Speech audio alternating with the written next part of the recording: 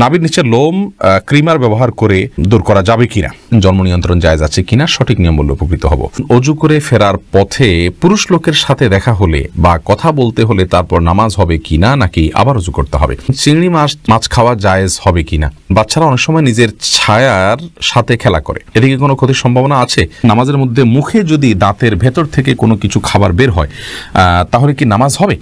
আজানের সময় পেশাব পায়খানা করা যাবে কিনা। স্মৃতি শক্তি বৃদ্ধির জন্য কি কি আমল করতে পারে? অনেক জায়গায় লেখাটা দেখেছি ফুঁ দিয়ে মোমবাতি বন্ধ করলে দারিদ্রতা আসে, এটা কি সঠিক? সুন্নত পদ্ধতিতে গোসল করার জন্য প্রথমে অজু করলাম, তারপরে সারা দেহে সাবান মেখে গোসল করলে আবার কি অজু করতে হবে? 4 রাকাত সুন্নত নামাজে প্রত্যেক রাকাতে সূরা ফাতিহার পর কি সূরা মিলাতে হবে? ইকামতের সময় মুসল্লিরা কখন দাঁড়াতে হবে? 1 বছর পরে কি আকিকা করা জায়েজ আছে? দেনমোহর যদি না নেওয়া হয় তাহলে কি কিছু হবে? এমনি সোহাগ ইসলাম জানতে চেয়েছেন 4 রাকাত সুন্নত নামাজে প্রত্যেক রাকাতে সূরা ফাতিহার পর কি সূরা মিলাতে হবে? সুন্নত নামাজ হলে প্রত্যেক রাকাতে মিলাবেন। মনির খান আপনি আইডি থেকে জানতে চেয়েছেন 1 বছর পরে কি আকিকা করা জায়েজ আছে? আকিকা ভাই 7ম দিনে করা সুন্নাত, তাহলে 14তম দিন, আর হলো 21তম দিনে, এই 3 দিনের কোনো একদিনে আকিকা করা হলো সুন্নাহ। যদি কোনো কারণে কেউ দেরি করে ফেলেন তাহলে সেক্ষেত্রে 1 বছর পরে দিলেও আদায় হয়ে যাবে, কিন্তু বিষয়টি যথাযথভাবে এবং সুন্নাহ সম্মত উপায় হলো না।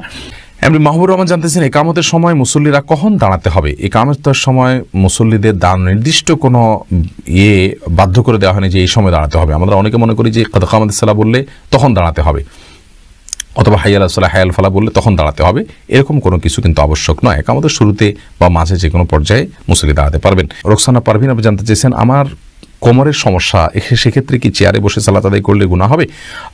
কোমরে যদি সমস্যাটা এই পর্যায়ের হয় বোন যে আপনি রুকু সিজদা করতে পারেন না, আপনার অসহনীয় ব্যথা হয়, যন্ত্রণা হয়, আপনি কাতরাতে থাকেন, অথবা ডক্টর আপনাকে বলেছেন যে ডক্টর আপনার সালাতের গুরুত্ব বুঝেন, আবার আপনার শরীরের সমস্যার কথাও জানেন, তিনি যদি বলেন যে না আপনি নর্মালি রুকু সিজদা করে কোমর ভেঙে রুকু সিজদা করতে গেলে আপনার জন্য বড় ধরনের সমস্যা হবে, স্থায়ী রোগ হবে, অথবা আপনার কোনো অঙ্গ হানি হতে পারে বা অঙ্গের সমস্যা হতে পারে বড় কোনো, তাহলে সেক্ষেত্রে আপনি চেয়ারে বসে ইশারায় রুকু সিজদা করতে পারবেন।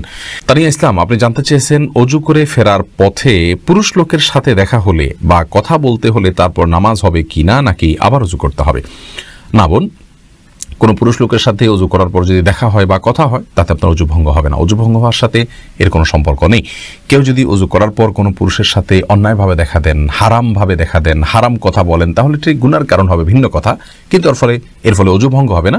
অজু ভঙ্গ হওয়ার সাথে অজু ভঙ্গকারী বিষয়গুলোর সম্পর্ক, যেমন অপবিত্র কোনো কিছু শরীর থেকে বের হলো কিনা, ঘুমালেন কিনা, অজু ভঙ্গের কোনো কারণ পাওয়া গেল কিনা, এর সাথে হলো অজু ভঙ্গের সম্পর্ক। তমা আহমেদ জানতে চেয়েছেন আজান দেওয়ার সাথে নামাজ পড়া যাবে নাকি আজান শেষে পড়তে হবে?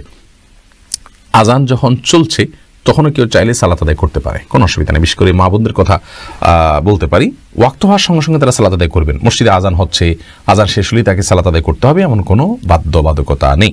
পুরুষরা তো আজান শেষে জামাতের অপেক্ষা করবেন, তারপর সালাত আদায় করবেন। যদি কোনো কারণে তিনি জামাতে সামিল হওয়ার সুযোগ না থাকে, একা একা তাকে পড়তে হয়, তাহলে আজান চলাকালীন সালাত আদায় করলে সালাত হয়ে যাবে। নাসরিন আক্তার চাঁদিনী আপনি জানতে চেয়েছেন সোনা দিয়ে কি দেনমোহর শোধ করা যায়? যে কোনো কিছু দিয়েই দেনমোহর শোধ করা যেতে পারে।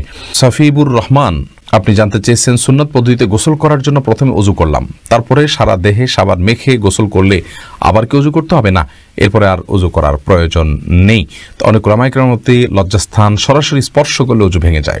তাদের মত অনুযায়ী আপনি লজ্জাস্থান, এমনিতে গোসলের সুন্নাহ পদ্ধতি হলো যে আগে লজ্জাস্থানে কোনো ময়লা নাপাক থাকলে সেগুলোকে আগে ভালো করে ধুয়ে ফেলা, এরপরে পুরো শরীর ধোবেন, তাহলে সেক্ষেত্রে আর লজ্জাস্থানে সরাসরি স্পর্শ করবে না। তবে লুঙ্গি ইত্যাদির মাধ্যমে স্পর্শ করলে কারোর মতেই অজু ভঙ্গ হবে না।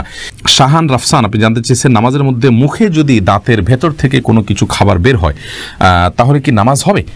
সামান্য যদি কণা টনা জাতীয় হয় কোনো অসুবিধা নেই, তাতে নামাজ হয়ে যাবে। দাঁতের মধ্যে কণা ছাড়া তো আর বড় কিছু থাকার কথাও নয়, অতএব এটা জায়েজ হবে ইনশাআল্লাহ। হ্যাঁ, যদি মুখের ভিতরে কোনো খাবার রেখে আপনি নামাজ দাঁড়িয়ে যান আর ওটা খেতে খেতে নামাজ পড়েন, আপনি গিলেন খান, তাহলে তো আপনার নামাজ হবে না। মেহরুন রিয়া আপনি জানতে চেয়েছেন দেনমোহর যদি না নেওয়া হয় তাহলে কি কিছু হবে? না, দেনমোহর যদি আপনি গ্রহণ না করেন আপনার স্বামীর কাছ থেকে, ধার্য হতে হবে, আপনি নিলেন না, তাকে ক্ষমা করে দিলেন বা মওকুফ করে দিলেন, তাকে দায়মুক্ত করে দিলেন, তাহলে সেটি কারণে আপনাদের বৈবাহিক সম্পর্কে কোনো প্রকার অসুবিধা হবে না। আল্লাহ তাআলা কোরআনে কারীমে বলেছেন যদি মেয়েরা দেনমোহরের ব্যাপারে কোনো ছাড় দেয়, স্বামীকে কোনো অংশ ছাড় দেয়, তাহলে স্বামীদেরকে আল্লাহ তাআলা বলেছেন ফাকুলুহু হানি আম্মারি, তাহলে সেটা তোমরা সন্তুষ্ট চিত্তে খেতে পারো, ভোগ করতে পারো, তোমাদের স্ত্রী তোমাদেরকে ছাড় দিলে। মেহনাজ পারভিন আপনি জানতে চেয়েছেন অনেক জায়গায় লেখাটা দেখেছি ফুঁ দিয়ে মোমবাতি বন্ধ করলে দারিদ্রতা আসে, এটা কি সঠিক? এটি কুসংস্কার, ফু দিয়ে মোমবাতি বন্ধ করা জায়েজ, ফু দিয়ে মোমবাতি বন্ধ করলে দারিদ্রতা আসে এরকম কোনো বিশ্বাস রাখা জায়েজ নেই। দারিদ্রতার সাথে এগুলোর কোনো সম্পর্ক নেই, এগুলো কুসংস্কার, এমনটি বিশ্বাস করা যাবে না। এটি বিশ্বাস ছোট শিরকের অন্তর্ভুক্ত হবে। বরং ফু দিয়ে মোমবাতি নেভাতে গেলে যদি আগুন ডানে বামে ছড়াতে পারে সে ভয় থাকে, তাহলে ফু দিবেন না, হাত দিয়ে নেভাবেন, সেটি ভিন্ন বিষয়। কিন্তু এর কারণে দারিদ্রতা আসে এরকম কথা সঠিক নয়। আলমগীর হোসেন আপনি জানতে চেয়েছেন স্মৃতিশক্তি বৃদ্ধির জন্য কি কি আমল করতে পারে। স্মৃতিশক্তি বৃদ্ধির জন্য একটি বিশেষ আমলের কথা একটি হাদিসে পাওয়া যায়, বিশেষ সূরা, বিশেষ সংখ্যক বার রাতে 2 রাকাত নামাজ পড়ে। সেই হাদিসটি সনদকে মুহাদ্দিসিন ইকরাম জয়ীফ বলেছেন। স্মৃতিশক্তি বৃদ্ধির জন্য গুনাহ থেকে বেঁচে থাকা আর স্বাভাবিকভাবে আল্লাহ রাব্বুল আলামিনের কাছে দোয়া করা, এই দুটি বিষয় বিশেষভাবে উল্লেখযোগ্য। আর নির্দিষ্ট করে বিশুদ্ধ হাদিসে স্মৃতিশক্তি বৃদ্ধির জন্য কোনো আমলের কথা বলা হয়েছে বলে আমাদের জানা নেই। এরপরে কাজী রিয়াদ আপনি জানতে চেয়েছেন বাচ্চারা অনেক সময় নিজের ছায়ার সাথে খেলা করে, এদিকে কোনো ক্ষতির সম্ভাবনা আছে? না, বাচ্চারা নিজের ছায়ার সাথে খেলা করলে এর জন্য বিশেষ কোনো ক্ষতির কথা আছে বলে আমার জানা নেই।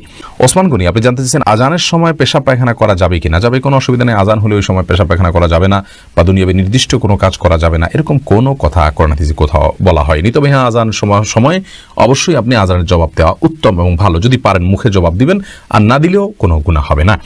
অর্থাৎ মুয়াজ্জিন যা বলছেন সাথে সাথে তা বলছেন, আপনি এর পাশাপাশি অন্য কোনো কাজ করছেন। তবে হ্যাঁ, আপনি টয়লেটে যদি থাকেন সেখানে তো আপনি আল্লাহ নাম নিতে পারবেন না বা নেওয়া উচিত হবে না, যার কারণে আজানের জবাব আপনি সেখানে দিবেন না। অর্থাৎ এক কথা, আজানের সময় টয়লেটে কেউ থাকলে টয়লেটে থাকতে পারেন, পেশাব পায়খানা করতে পারেন বা অন্য যে কোনো কাজ করতে পারেন, কোনো প্রকার নিষিদ্ধ নয়। এমন কোনো কাজ যদি করেন যেখানে থেকে আজানের মুখে জবাব দিতে পারছেন, তাহলে জবাব দিবেন, সেটি সওয়াবের কাজ। আর না পারলে দিবেন না। নাভির নিচের লোম ক্রিমার ব্যবহার করে দূর করা যাবে কিনা? জি, যাবে, কোনো অসুবিধা নেই।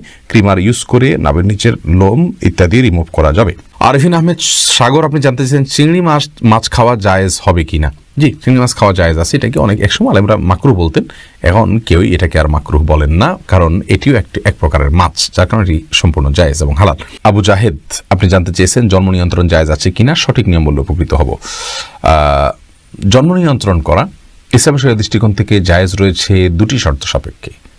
প্রথম শর্ত হলো সন্তান জন্ম নিলে সে কি খাবে বা তাকে আমি কি খাওয়াবো, এই মুহূর্তে আমার উপার্জন নেই, অথবা এই মুহূর্তে তার জন্ম হলে আমি অর্থকষ্টে ভুগবো, এরকম শঙ্কা থেকে জন্ম নিয়ন্ত্রণ করা জায়েজ নাই। কারণ আল্লাহ রাব্বুল আলামিন কোরআনে কারিমে বলেছেন লা তাকতুলু আওলাদাকুম খাশিয়াতা ইমলাক নাহনু নারযুকুহুম ওয়া ইয়্যাকুম, তোমরা তোমাদের সন্তানদেরকে কি খাওয়াবে এই চিন্তা থেকে হত্যা করে ফেলো না, কারণ আমি তাদেরকে এবং তোমাদেরকে উভয়কে রিজিক দান করব। অতএব রিজিকের ভয়ে জন্ম নিয়ন্ত্রণ করা জায়েজ নাই।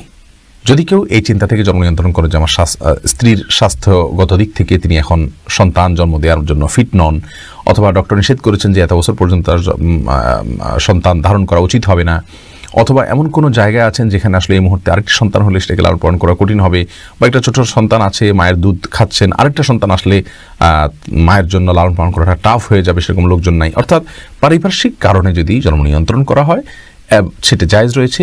দ্বিতীয় শর্ত হলো যে যদি স্থায়ীভাবে না করা হয়, অস্থায়ীভাবে করা হয়, সে অস্থায়ীটা 2 বছর 4 বছর 6 বছর 10 বছর পর্যন্ত হতে পারে, সমস্যা নেই। যে অস্থায়ীভাবে জন্ম নিয়ন্ত্রণ যদি করা হয় এবং রিজিকের ভয় ছাড়া অন্য কোনো কারণে জন্ম নিয়ন্ত্রণ করা হয়, তাহলে সেটি জায়েজ রয়েছে।